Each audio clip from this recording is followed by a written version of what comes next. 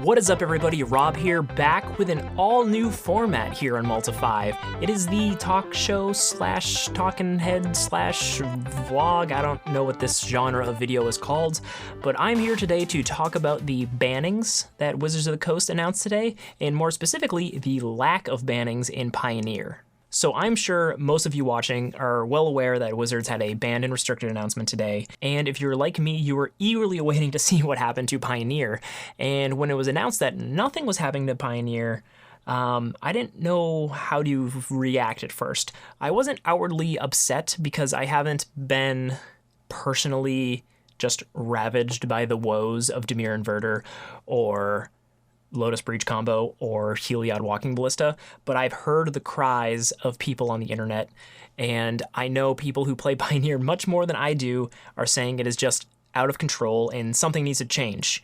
And to me, I kind of agree with that statement because I want Pioneer to go back to the early days of like 4 months ago when you could literally just grab a pile of cards from your trade binder, throw them together, and play a decent mid-range deck. I mean, my personal pet deck that I've been bringing to FNMs and slowly building for a while is a deck that plays these three cards.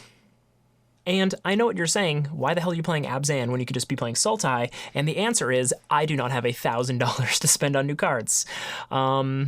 Yes, and I also deeply want Siege Rhino to be good once again. But anyway, for the reason that Wizards did not ban anything, they basically said that the decks that everybody were screaming for a ban to happen weren't actually as dominant in the format as you would have thought.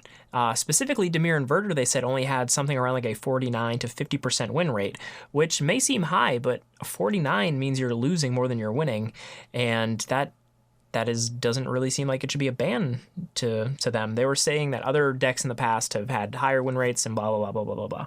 And a good argument would be that it doesn't actually matter about the win rate. It's more just like the fun of playing against it. There's decks like KCI that were not only very good to play and you won all the time, but it was so miserable to play against that deck.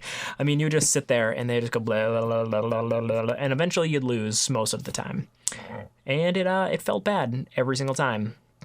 And I think what Wizards is saying is that these decks don't have that problem. They're not winning as much. They are not as dominant in the format as a deck like KCI, and the metagame is shifting around them and adapting to make it work. And I would kind of agree with that statement. I know another reason why I like playing Abzan versus Sultai is because you have really powerful sideboard cards against these threats in Pioneer. Against Dimir Inverter, you have the Gideon package, where you play Gideon of the Trials and Ally of Zendikar. Basically, you just beat down with Gideons while you keep their Inverter at bay and have an emblem where you can't lose if you have a Gideon. And you usually have two. And I think that's just a very good package and a very good way to deal with that. Now, against something like Lotus Breach, you can bring in your Rest in Pieces and your Damping Spheres, even your Deafening Silences if you want to. And that deck just has a very hard time dealing with all those threats. They can bring in as much artifact and enchantment removal as they want, but that's just slowing down their game plan, and it's keeping you just free to attack. I mean, they don't have many blockers or anything. They're going to do block with their Viziers. And the Walking Ballista Heliod combo does require more mana, and it's a little more, I guess it's a little more fragile, even though I would say it's a pretty hard combo to interact with. And it has been picking up steam recently. I think it's basically because it has those white sideboard cards I was mentioning, and it is really good against the Dimir Inverter decks. Now, personally, I really like mono white decks, and if you watch this channel, you know that I've played mono white Knights, just white weenie, tons of Selesnya decks and Abzan decks. I love the color white, and I wish it was great. And I'm deep down, I'm rooting for the Heliod Walking Ballista combo, just because it means white can kind of reign supreme in a format for a while, and that doesn't usually happen. And yeah, I'm biased. What can I say? I think it's cool. But yeah, I think it may become a problem down the line when these decks are just always the number one deck. And it just gets boring and repetitive, and it has all the same problems that something like Standard has, where you have 3 defined best decks, and there's very little room for innovation or experimentation. Now, this is an on-rotating format. The pool is going to continue to get bigger. We have Ikoria coming out. Teferi core set, whatever nonsense that is most likely going to bring, and Zendikar Rising at the end of the year. So there's a ton more cards getting added to the set at all times, and I think clearly Wizards knows what they're doing, and I think we should just kind of see how it plays out. Like I said, I'm a filthy casual. FNM is kind of where I go to enjoy Magic, as well as Magic Online and stuff like that. I am not a spike, really.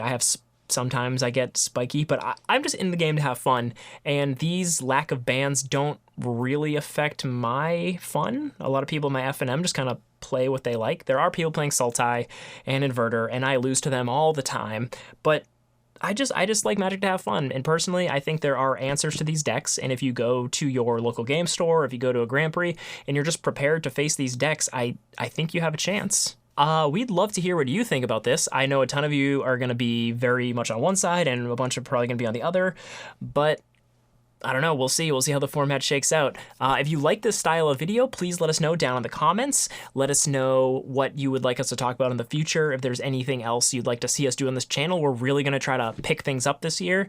And please, please, please like and subscribe. Tell your friends. Post us on social media. Do whatever you do to spread YouTube love. We would very much appreciate it. And yeah, thank you guys for watching.